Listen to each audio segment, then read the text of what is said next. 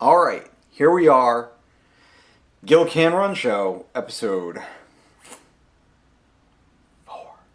Eventually, I'm going to run out of fingers to do that with, so I'm going to have to find something else to do to introduce everyone. So today, Hamden Hills half marathon, 209 something or other, 209 41 21 or something like that. I don't know. It's a very challenging course. I just ran a marathon the week previous.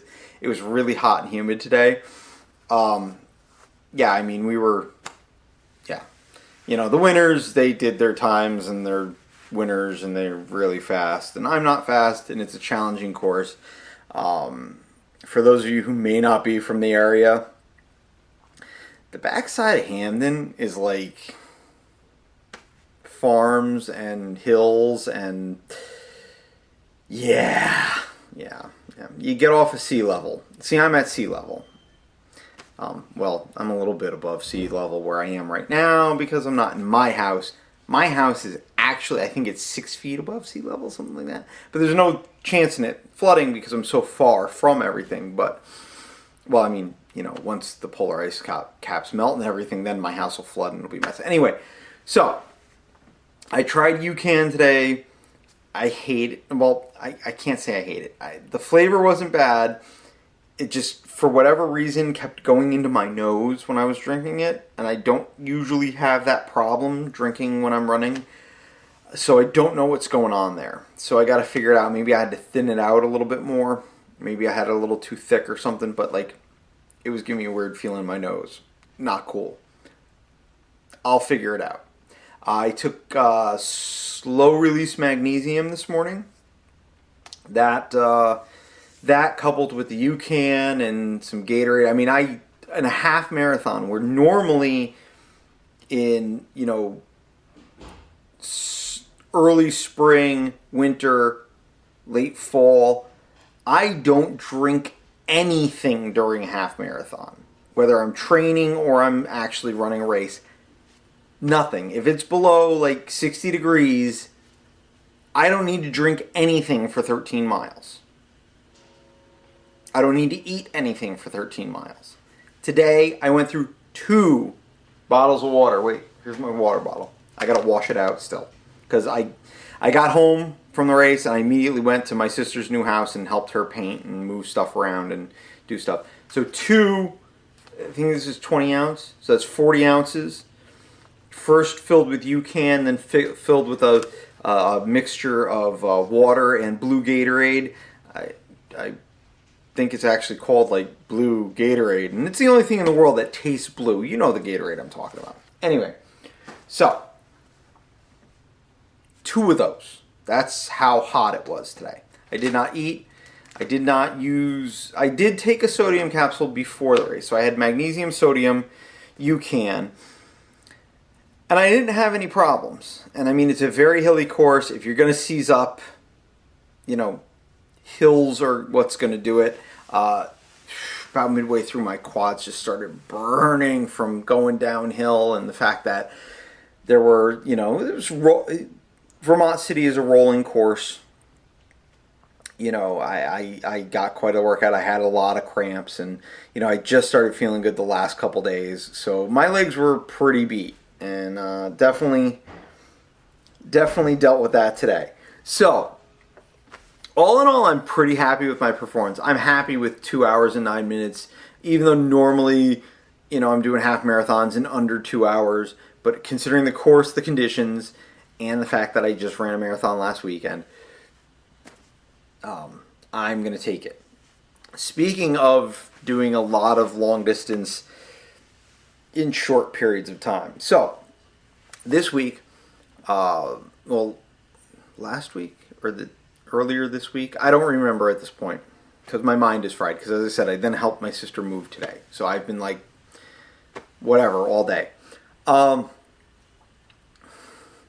I signed up for the Marathon Around the Lake in Wakefield, Mass, part of the 24 Hours Around the Lake. I'm going to cough. Hold on. All right. Sorry about that. But I have been doing this all in one shot. I haven't been editing. I edit the front end and the back end, and that's it. So, sign up for the Marathon around the Lake, part of the 24 Hours Around the Lake, up in Wakefield, Mass, July 24th. July 25th, I found out, is the Broadway Ultra Society 6-hour pajama romp, which I did last year. It was my first 50K. In 6 hours, I completed just over 50K. I really liked the race. It was a lot of fun. It was very cool. And, cool people, cool scene, running around Astoria Park in Queens. I have friends in Queens. I'm going to stay. I'm going to ask if I can stay. I shouldn't say I'm going to stay. I'm going to ask if I can stay again, hang out. I mean, there's a lot of reasons for me to want to run in Queens. So, signed up for that too. So, my overall goal, obviously, finish the marathon up in Wakefield, Mass. Get down to Queens. Rest, eat. And then I think the trick is going to be to try and do a marathon within the 6-hour time frame. So I do back-to-back marathons, back-to-back days. I've never done that. I don't know if I'm going to be able to do that. Conditions are going to play a factor. Time-wise, I know I can do that because, over the course of 6 hours, I would have to do a loop. The loop is 1.27 miles, so I would have to do a loop every 17 minutes in order to do a marathon distance in 6 hours. So that's not a huge concern. I know I can do that because 17-minute miles is basically a slow walking pace for me. So, obviously I have to do them in under 17-minute miles because it's more than a mile loop, but point being, walking pace will get me there. Question is, can I last that long? I don't know. We'll see. And I'll end up doing more than walking pace anyway, right? So, quick word about the race today before I move on to other things. Very cool of the Shoreline Sharks who put it on. They usually have Subway sandwiches at the end of the race. Subway is actually based in our area. It originated in Bridgeport, Connecticut. For those that don't know, now you know. Little fact. Subway's from Bridgeport. Lots of very cool things actually come from Connecticut, believe it or not. Most races that have like Subway sandwiches or something similar at the end of the race, you have your choice between like roast beef and turkey and ham. Well, Shoreline Sharks, they don't do that. You have turkey or you have veggie. So that was very cool. So I got a veggie. Weird thing, I don't like raw tomatoes. I just don't like them. I don't like the taste. I'm not a fan of the texture. I don't like raw tomatoes. I do not eat them. I will eat cooked tomatoes. You want to stew them. You want to turn them into ketchup. You want to put them in a soup. You want to make, you ever have the elbow macaroni with like ground beef or something like that and crushed tomatoes and ketchup? No? Maybe? Well, anyway, stuff like that. Like, I'll eat tomatoes any other way. Sun-dried. Love sun-dried tomatoes. Oh, sun-dried tomatoes. But I just don't like raw tomatoes. So I'm sitting there picking raw tomatoes out of the sandwich. I did not litter with them. I do not throw food on the ground. I did put them in a proper receptacle. So I had the veggie sandwich. I had a nice bag of chips and a chocolate chip cookie.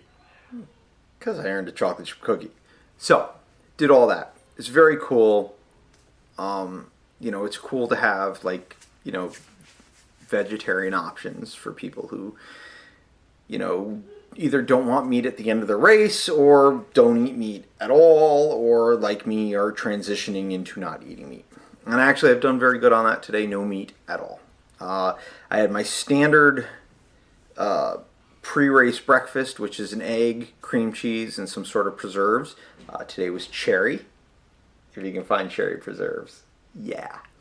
And I actually had a blueberry muffin because in the past I would have like a sausage patty or something like that. And obviously I don't want to do that. So I went with blueberry muffin and an orange juice and a cup of tea. I prefer tea.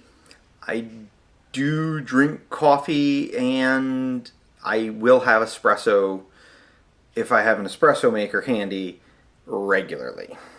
I do really like espresso. But regular coffee, like, I drink it. I, enjoy it to a point, but it's not my beverage of choice. Tea with honey is my beverage of choice as far as hot, caffeinated beverages go. Yeah. So, and that was my breakfast.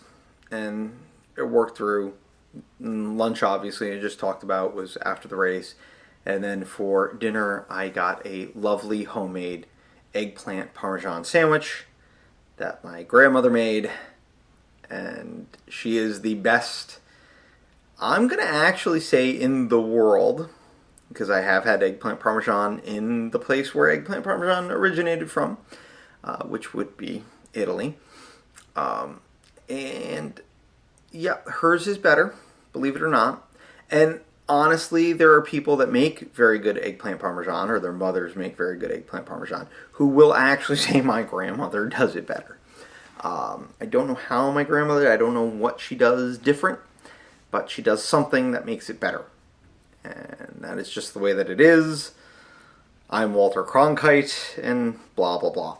So, no, seriously, it's really good. So, had some of that. Didn't really have anything else. I had carrot cake and cheesecake and a brownie. That's a dinner right there. Right? Okay. So, anyway, no meat all day, which was very cool. Which brings me to a point where I don't even know what I'm going to talk about at this point. So I'm doing all right with the whole going over to, a full vegetarian diet sort of thing. Every now and then I have a little something, and, just because out of ease of, if grandma wants, whatever, she's 95 years old. If I'm eating with her, I'm just going to eat it because she doesn't want a lot of food at 95 years old. I don't know, like, you lose your appetite, or if she's just depressed all the time. I don't know. I don't know what it's like to be 95. She doesn't really communicate it. Can't really say.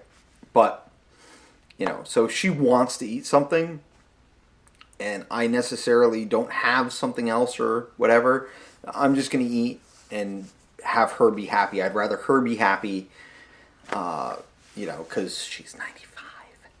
So, just deal with it. But other than that, I've been doing pretty good with it. I feel good. I'm not having any problems running or anything or going about my daily routine. It's not really changing anything. I am losing weight, but that's because I'm restricting my calories more. I'm being more careful about what I'm eating based on the amount of work that I'm doing, because I did put on a lot of weight over the time that I didn't have a scale, because I couldn't check these things. And actually, as of this morning, I was down to 183.5. So I got about, I'm going to say 13 or so more pounds to go. 13 to 18. 165 to 170 is where I seem to be best. And so that's kind of what I'm shooting for. I'd rather try and stay on the lower end of that, just because I think being a little bit lighter will be a little bit easier on my joints. And, any sort of racing, weight counts. I mean, Formula One crews measure everything in, like, fractions of grams. They absolutely just, every single little piece of weight that they can save counts, and it makes a difference. So any racing is the same. Obviously you don't want to be too thin, because then you don't have any muscle, you don't have energy, you don't have any, anything to really get you through. So too thin, no. But thin enough, yes. And I'm not a tiny guy. I'm not a huge guy, but I'm not a tiny guy to begin with. I'm average height, but I'm built a little bit bigger. Just structurally, my legs are very big. We've talked about that. So, I'm not going to be 140, 130 pounds like, these guys that are running 3-hour marathons or 2-hour marathons, and 2:06 or whatever, and winning these things. I'm not built like that. I am a big dude. My legs are large. There's just a lot of muscle there. I can actually max out some leg press machines, like in gyms. Like 1,600 pounds is what I've done. I'm just kind of weird like that. And, there are people out there that can do it. I don't know how, I don't know why. I never really particularly focused on it. I just have really strong legs. So, that's that. So what I really want to talk about, and it does kind of go into running, and it also has to just do with stuff, is pet ownership today. And we've talked about some animal stuff, but pet ownership in particular. First off, Bob Barker, 100% right. Remember to spay and neuter. Please, God, spay and neuter. What is wrong with people who don't spay and neuter? Seriously, get a pet, spay it, neuter it. Make sure that it can't make more little pets. So many problems we have in this world because people don't spay and neuter pets. I have scars because people don't spay and neuter pets. I have dogs. Well, I don't have dogs, but somebody very close to me has dogs, and one of them happens to attack me on sight, and I mean viciously attack me on sight. Not because I ever did anything to it, simply because it's not a very good dog. And I have scars from that dog, because the first dog that this person got did not get neutered. Turns out later I found out that was done on purpose. They thought him and his friend thought they were going to make a lot of money off these dogs. They didn't realize they didn't have papers for these dogs, so they're not worth anything. Little brothers, right? So anyway. But spay and neuter, number one. Okay? You get a pet, get it fixed.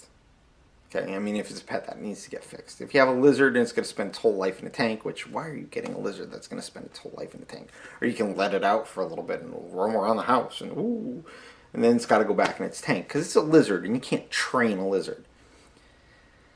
I don't know why people get pets like that. Like, creatures like that really do belong in the wild. Dogs, really, like, one dog is generally enough, unless you're like a farmer or someone who needs more than one dog. Most people do not. So first off, one is enough. Stop it, crazy cat people. You know who you are. I know some of you are watching too. One is enough. Spay and neuter. And then be a responsible pet owner. That means always on a leash. I don't care how well you think that you can command your dog. Okay? Do not care.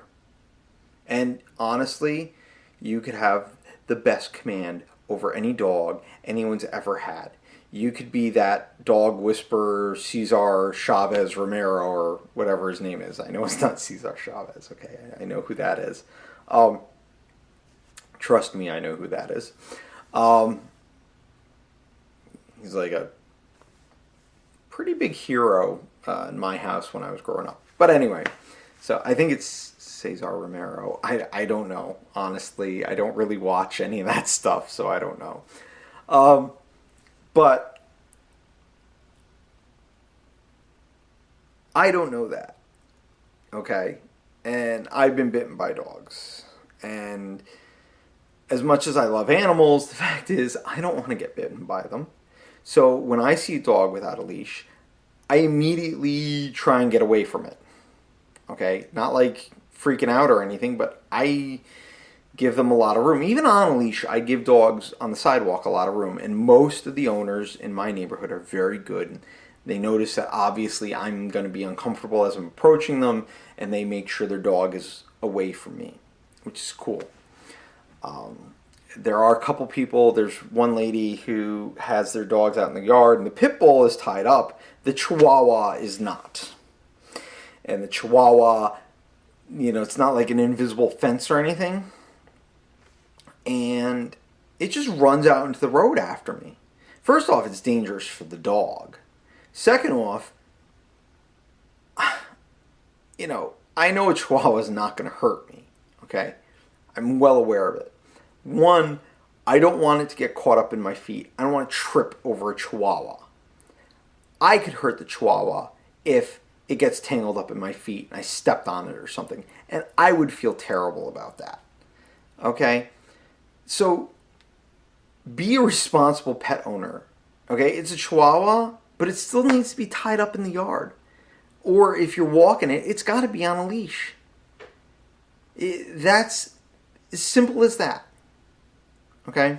That's number one. So if your dog's not in the fenced-in yard, make sure it's restrained in some way. I think that's a pretty simple rule. It's safer for the people around. It's safer for the dog. Okay? If you love your dog, you're going to do what's safe for the dog. Okay? Oh, but it's better for them to be able to run around. And no, it's not safe, particularly on a busy road like the one that I'm on where this dog is loose. Because let me tell you something, the people driving down that road aren't going to see a chihuahua. So, it's better for your animal. Be safe with them, okay? Spay and neuter, and generally just keep an eye on them, know what they're doing, and get them trained, okay? Like that's so huge, and I don't get why people don't do this. Oh, I know how to train a dog. No, you don't. I don't care how many dogs you've had. You don't. You're not a professional trainer. Just take a few obedience classes with your dog.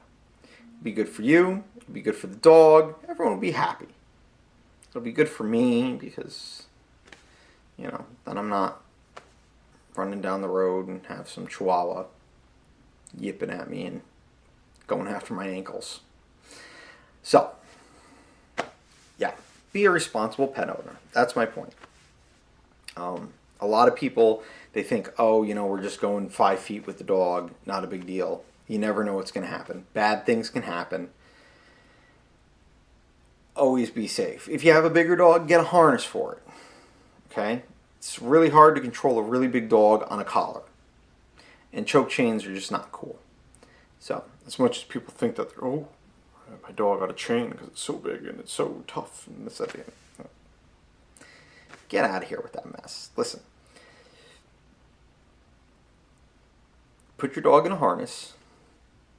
He'll feel better. He'll be easier to control, or she. Sorry. And, life will be better. Once again, safer for me, safer for the dog, safer for you. Safer for everybody else. Just do it. It makes sense. Okay? Would you drive your car without your seatbelt on? I mean, maybe you would. Maybe you're an idiot. I don't know. I would like to think that you're not, because I'm hitting some pretty heavy stuff here sometimes, and maybe, you wouldn't have the ability to process some of it if you, in fact, weren't bright enough to wear your seatbelt. So, I have some experience with that, too. I've seen my mother's head impact a windshield before because she wasn't wearing a seatbelt, and the car hit some ice, and my father couldn't get it under control. I was a little kid, and boom, into a tree. And we were going particularly fast, but my mother did break the windshield with her head. So, that's one of those things that stays with the kid, and then you put your seatbelt on. So, always wear your seatbelt, just like always leash your dog, and if it's a bigger dog, make sure he's in a harness, or she's in a harness, and get them some obedience classes, and spay and neuter, and just be a responsible pet owner, and spay and neuter your cats. And cats are weird anyway. They pee in a box. I don't get that. I don't understand. You can train them to pee in a box. Why can't you train them to pee in the toilet? I don't know. I mean, come on. Seriously? What's with the box? But just take care of your pets if you're going to have them, and don't have any more. And stop with the purebred nonsense. Okay? Purebred is ridiculous. You have any idea what we're doing to these dogs? I mean, like, bulldogs, they're all born by C-section at this point because their heads are too big to fit out of their mother's pelvises because they're still living beings. I mean, pure breed is just cruelty to animals straight up. They have breathing problems. They have all sorts of health problems because, all these purebreds are so inbred at this point that, they're starting to have, just like, royal families have all these problems with, like, hemophilia and stuff like that. Why? Because there's no mixing in of other DNA. So you keep breeding the same creatures together, you start getting the recessive genes that are generally, there's a reason they're recessive genes coming out. So bulldogs, C-section thing, breathing problems. You have hip dysplasia is huge through all sorts of breeds, German Shepherds, stuff like that. And it's just bad in large breeds to begin with. And then you start, breeding the same, gene pool together enough, and it's going to make it worse. All sorts of canine maladies, and then, the different traits that are being bred in cause different problems. And just stop. Just stop it. Just go to the pound and get a dog. There are billions of them anyway. You don't have to deal with the puppy mill nonsense and those horrible, horrible pet shops where, like, just, how do you sit there and say, oh, well, I want that one and not that one? That's terrible. And plus, if you go to, like, a rescue or the pound or something like that, and you get, like, just a regular old everyday dog, they're free, and usually they're going to be, like, the most loving dog, and usually they're going to be healthy. They're going to be healthy, they're going to be happy, and they're going to live a long life, and you're going to have fun, and all this purebred nonsense. Like, my brother's dogs, they're, I think, have like an 8-year lifespan or 9-year lifespan. How fun is that? So you get attached to this dog, you have this dog, and then it's dead in like no time. Like, how depressing is that? Oh my God. So listen, stay away from the purebred nonsense. Get real dogs. Just get a dog. Oh, I have a pit bull. La-dee-da. I like having a dog. When I was a kid, I had a dog. He was like a black lab beagle mix or something like that. I don't know. He was just a dog. He was cool. We named him Patches because he had patches of different colored fur all over the place. And he was like yippy like a beagle, but at the same time he was like really ultra loyal and smart like a lab. Even though we said he was stupid all the time, but he was actually a pretty smart dog. He was just a cool dog, and he lived a long time. He lived like, probably 15, 16 years, which for a mid-sized dog is a pretty good lifespan, 15, 16 years. And he was cool, and then we had a British Bull Terrier Black Lab mix, and she was super cool. And She was really sweet. She was the dog that like wanted everybody to love her. And she was really cool. So like mixed breed dogs, regular dogs are awesome dogs. Purebred dogs tend to have a lot of problems. So, what's the point? And then you're spending all this money for them. For what? For a dog that's going to have a ton of health problems?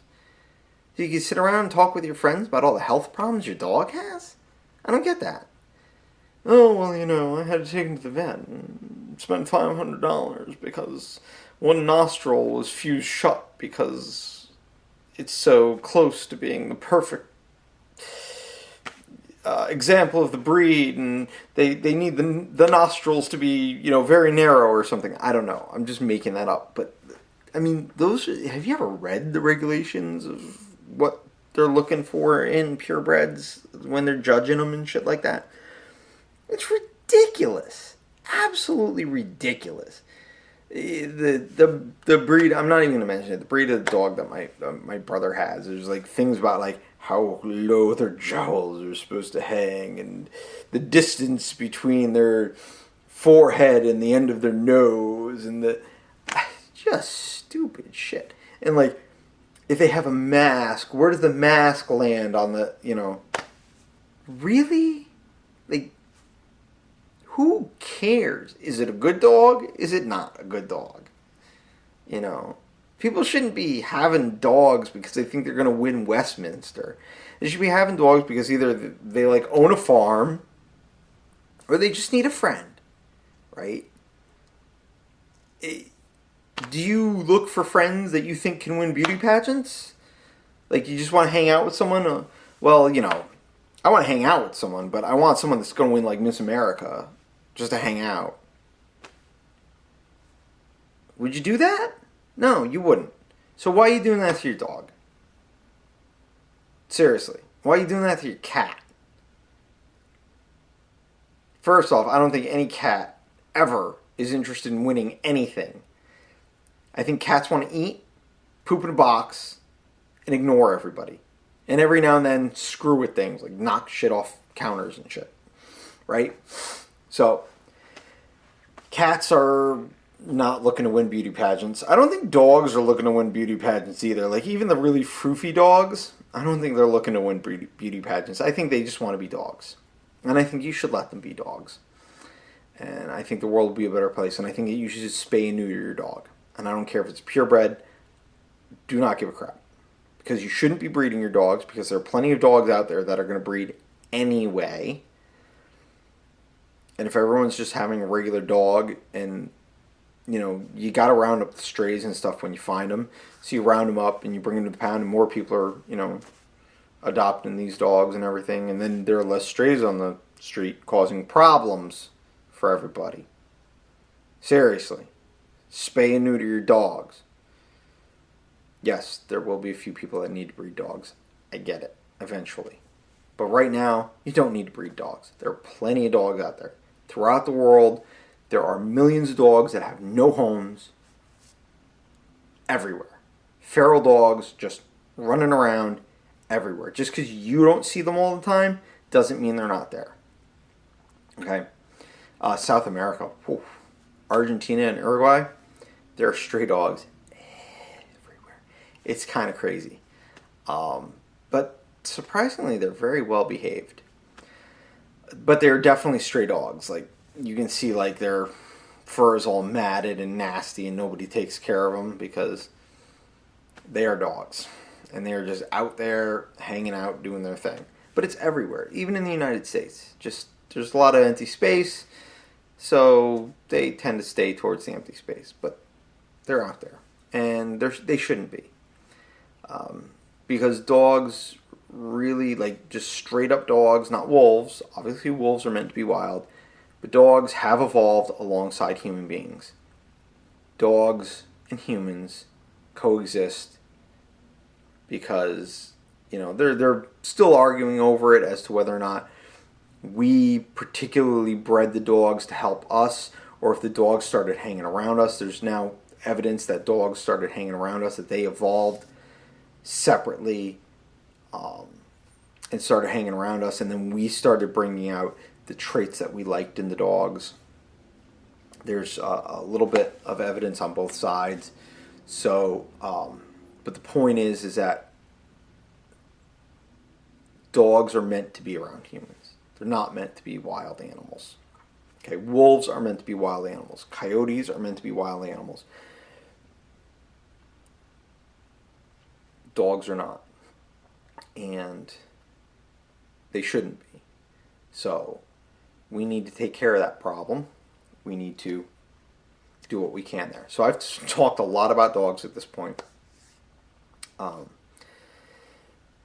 So I'm also decided on my August marathon. I've changed things up a little bit. Get back into running a little bit since we've talked so much about dogs. My August marathon I'm going to do in, I think it's Nyack, New York, or it's around Nyack, New York. It's up by the Tappan Zee Bridge. I'm going to do the self-transcendence marathon. Sounds cool. It's actually Tuesday morning, and so I'm going to have to take time off of work to run a marathon on a Tuesday morning. And it's a, loop marathon, and apparently it's a very cool scene, very upbeat, very positive. It's important to stay positive. We talked about that last episode. So, very positive. Apparently in years past there was a sitar player. Last year there was a banjo player. Kind of hoping for sitar. I tell you, Buenos Aires once again, down back to Argentina. I went to a Japanese restaurant, and it was excellent. Actual Japanese guy ran the restaurant. Amazing. Actual Japanese guy. What does that even mean? And they had this guy come in playing sitar, and it was just such a great experience. It was so chill. Like, he did the whole thing like a traditional Japanese tea house. And it was just so, the vibe in there was so great. And I think, like, having sitar music while you're running a marathon would be, pretty chill. And be a lot of fun. So, gonna do that. Gonna do the, hopefully back-to-back, do the marathon around the lake and 6-hour pajama romp in July. And then the walkway marathon's coming up in 2 weeks or so in Poughkeepsie, New York. Starts on the campus of Marist College. September, I still haven't made a decision on yet. October, definitely going to run Hartford. And just got a thing today where I am. One of the universities is doing a study. They're going to take my blood a couple days before I got to sign up for it. Before Hartford. I run Hartford, complete it. They take my blood a couple days after, and they're going to run tests on it. I don't give a crap what they're testing. Going to pay me $50. So that's part of a race entry fee. The one thing I really hate about racing is race entry fees.